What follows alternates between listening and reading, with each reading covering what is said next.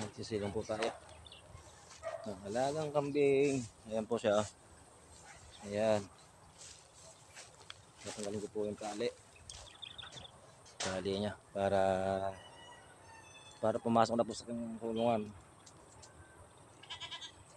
Maganda po rito yung pwesto rito para mag-alaga ng mga hayop dito sa bukid. Ayan. Dito po yan. Maganda po yung ano rito. Yung pwesto. Alaga man kayo ng mga manok, bibe, ayan, kambing, tama-tama po dito. Yan, madamo po yan. Ano po yung kambing.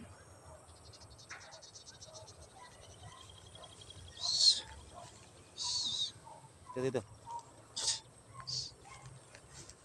Dito. Kaya po pumapakulong. Kaya po magpakulong ng mga kambing. Dito na. So guys, ayan, tumatakbo na. Napapasok na po yan. Napasok na sa kanyang kulungan. Ayan, nakapasok na po siya. Kukunin na po isa. Ayan, sana support nyo lang po ako sa aking pagbablog.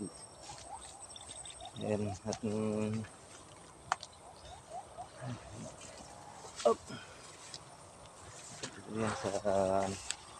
ayan po yung mga habibi. Sira na po yung kanilang kulungan. Ayusin ko po yan. Magandang hapon. Ito yung lang po ako nagko-content dito lang po. Yan sa may probinsya. Dito lang sa probinsya ako nagko-content.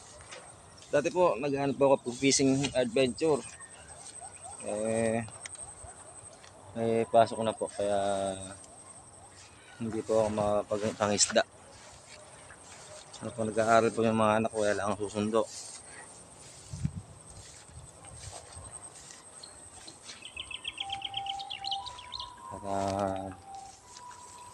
Pero mangingisda pa rin po ako. Magka-budget. Wala pong pambaon man lang na aking mga anak. Dito tayo.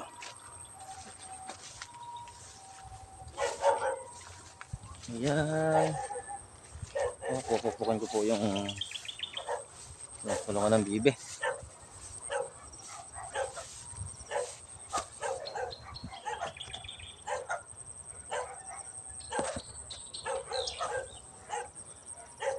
Pupukan ko po yung sira na po kasi yung kulungan na yan. Ayun yung kambing na nauna na. Ito yan sa bukid.